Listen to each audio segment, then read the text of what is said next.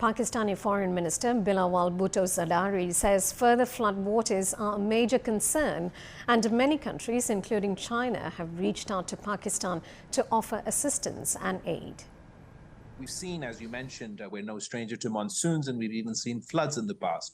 Our last sort of the highest floods before this were in 2010 and in 2011, and were for what were called at the time super floods. But the way in which those floods are different to this time round is that in either case, whether it's 2010 or in 2011, they either affected the one side, the left bank of the river, or the right bank of the river. They were limited to those specific areas that were devastated. And if I talk of this time around, just my province of Sindh, the entire province has been inundated by floods that came relentlessly from the skies, and this tragedy, this disaster, could continue to be compounded. The devastation to crops and the rural agricultural economy is about 80 to 90% of our crops have been destroyed. We're currently, because it's still an ongoing crisis, involved in the relief and rescue operations, and the scale of the disaster, the extent to which it has affected so many different areas, be it Sindh, Balochistan, South Punjab, Pakhtunkhwa, Gilgit-Baltistan, has really stretched our resources, our capacity.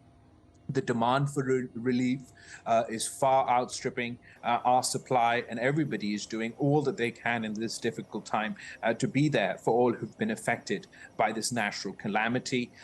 It is very difficult to communicate the scale and the impact of this in words other than sort of seeing it with your own eyes. Everywhere you look, water has devastated, floodwaters have devastated communities. We've looking to drain out the water. There's nowhere for the water to be drained out. It's everywhere. It's been inundated, and everybody's working round the clock to address this crisis. So our UN flash appeal will be launched on Tuesday, which will officially reach out to all United Nations countries for assistance. In the meantime, many countries have already bilaterally reached out for assistance and aid, but we believe as we launch our UN flash appeal, that will be a lot more comprehensive.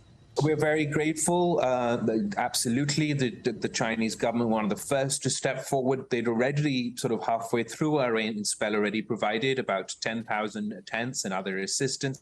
Now, obviously, with the increased devastation and the recent monsoon rains that were far more significant, they've yet again pledged not only financial support, but in addition of 25,000 tents. A lot of other countries too have stepped forward.